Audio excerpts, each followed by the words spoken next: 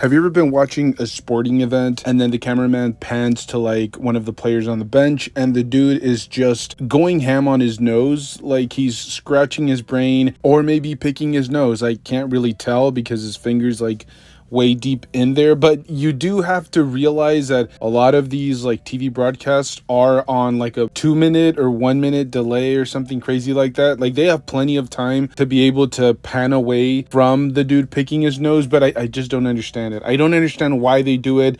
Let the dude scratch his nose in peace. I know he's a big celebrity and everything, but you can, I don't know, maybe point the camera at the game. Just a thought there. Anyways, all jokes aside, in today's video I wanted to do something that I haven't really been doing recently, and that is just showcasing some of my finds out in the wild. These are figures that I run into for heavily discounted prices. I pick them up, I unbox them, and I just give you guys my personal thoughts on the figure. But more importantly, I tell you guys exactly where I found these figures. And I'll be brutally honest, like 90% of the time it's like Ross. I think I've had a few here and there that have been like discounted Walmart figures, but you just can't be Ross, okay? That's like the pinnacle of action figure deals. But anyways, let's get straight into it. The first figure that I actually found out there hunting on the wild has to be this Joker dragon from that DC Metals comic book series from, I want to say, maybe like a couple of years ago. That comic book series was really big. People were really heavy into it, and they were releasing some really obscure, weird renditions of certain characters. And yes, one of those was Joker as a dragon. Okay, I don't come up with this stuff, I just buy it. And I have to say, when I initially got like the pre-order window for this, I got a little notification on my email. I completely passed on it because it wasn't something that I had any real connection to. At that point, I had just completely lost interest in the DC Metals comic book universe, and I just didn't feel like picking up this figure. I think it was going to retail for like $25, but I passed on it. It just wasn't something that really interested me at that particular price point. However, I more recently saw it at Ross for $5.99, and I decided, why not? For $6, I'll try out any figure. I'll try out any manufacturer that's, you know, that 1/10 to 1/12 scale with a decent amount of articulation, and that's exactly what I did here. Now, in case you guys are wondering, there's not much to the figure. Like, it does have an articulated jaw, and then the body slash tail is semi-articulated. It has like a very bendy plastic to it, so you can kind of articulate it and pose it, but that's about it. In terms of articulation, that's it. You can move the neck around a little bit, you can articulate the jaw, and then the body slash tail is semi, you know, bendy. You can kind of pose it around. So I don't even know if I would use the term like articulated action figure, because I don't even know if it's an action figure per se.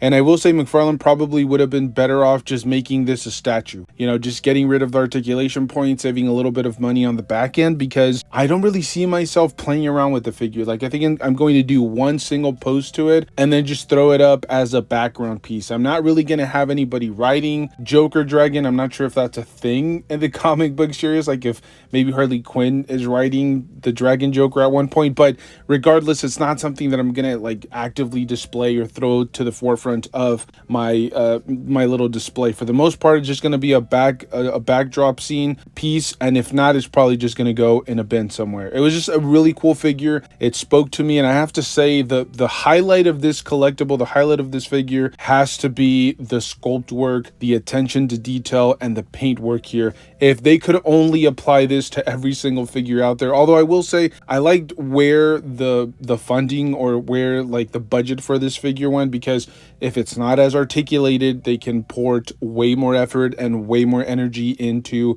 the things that matter for this particular figure. So I mean, maybe that's why other figures that are like way more articulated are downscaled in terms of like sculpt work, or more often than not, I don't think it's a sculpt work, it's mostly the paint. You know, certain pieces are missing paint here and there. It's a very common theme with McFarlane, but here you get a, you know, just an absolutely phenomenal amount of detail, you know, just a great amount of texturing all over the body mold. This figure is, I think, head and shoulders above anything that I've seen from McFarlane, in terms of just, you know, the sculpt work. I think it's just phenomenal. I think McFarlane did a really good job. I think they did what they could with the figure, because how much more could you really have done to it? And I commend them for that, because they could have easily just done a very simplistic version of this character. Because it's not articulate, it doesn't have that much articulation, they could have figured we're just gonna, you know, piece whatever together. But I feel like there's like effort here.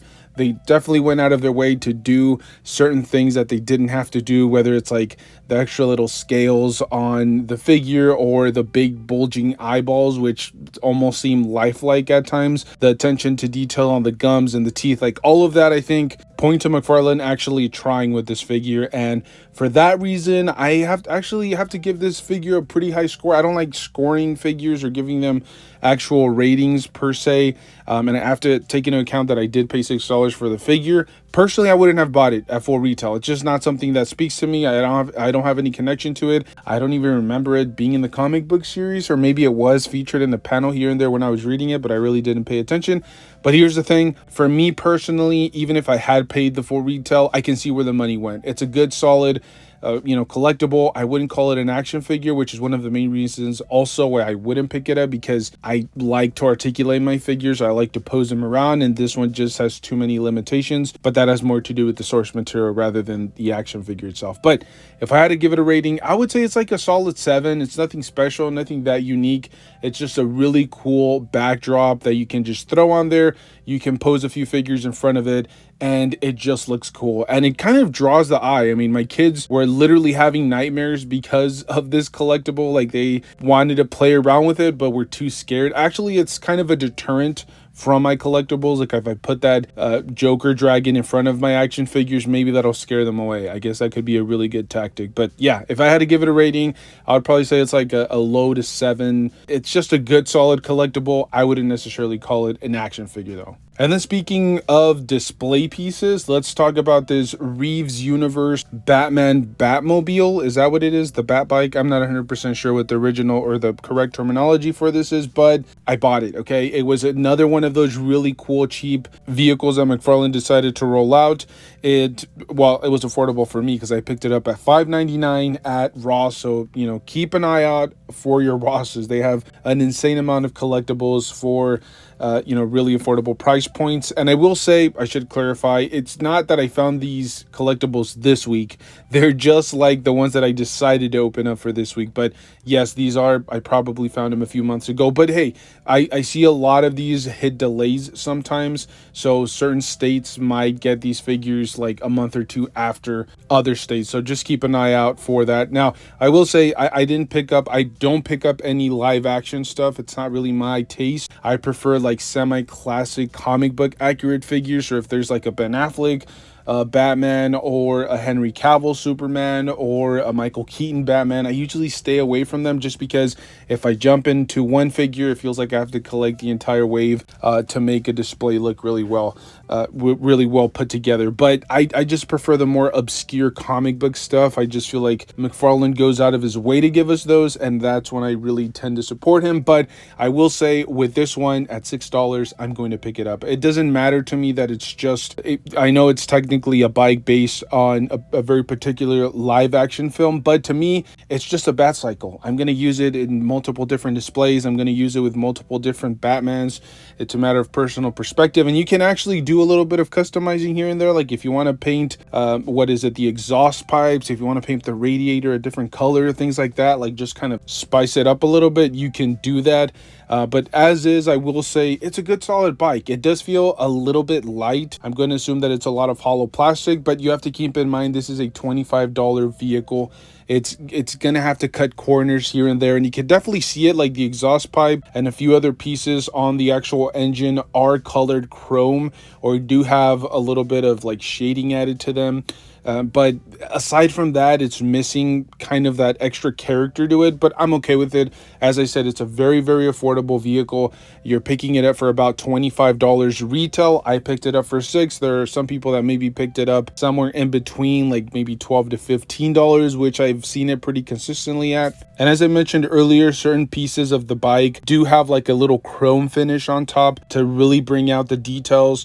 Not to mention the engine, the chassis, all kind of seems pretty accurate. I've never owned a bike. I've never seen one up close, but I have worked on my own cars, and this kind of seems semi-accurate. And so I definitely feel like they poured enough effort into this collectible. I don't think that it's something that, you know, everybody was picking up at the time, because maybe, like I said, certain people just don't collect live action Batman stuff. But whatever the reason is, I was able to pick this up at $6. Even at 25, I think it's, like I said, a really good display piece. We don't know what scale Mattel is going to have their vehicles at. There's some rumors, some speculation that it could be the 1/12 scale, so they're going to bring it back to the 6-inch scale. But even if you don't plan on like displaying your Batman action figures on there, because personally I don't like their look, I don't like the way that they look kind of unnatural on these like Batcycles or whatever the case may be, whether it's for Batman, or I think Red Hood has a bike as well. But it's just a really cool like backdrop display piece. I would probably put like a Batman in front of him, like leaning on the bike maybe, or like posed half on half off, like one leg on the floor and one leg on the bike,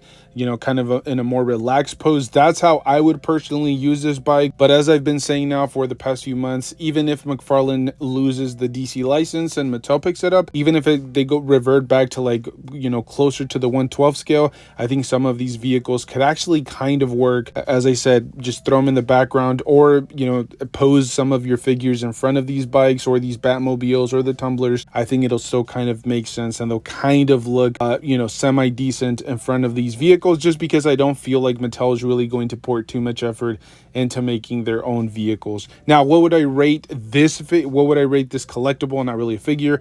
I would probably say I'm gonna rank this a little bit higher than the Dragon Joker, just because I like the attention to detail here, and it's a motorcycle. Like, it can fit into multiple different displays, even if it's not DC Multiverse.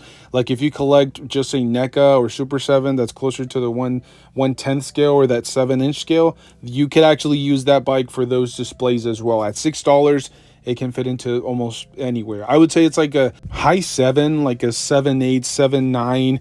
I just think it has so much use, and there's a ton of value even if you did pick it up at, you know, the $25 retail price point. Although I will say, I think this is one of those collectibles that you could have found for like, you know, $10 to $15 if you were really patient. Even now, I think if you're patient, you should be able to find it for under retail. But there you guys have it. I'm not going to ramble on too long. This is essentially the type of videos that I've been wanting to bring together for you guys, but it seems like every time I'm going to do that, there's like some big news upcoming or whatever.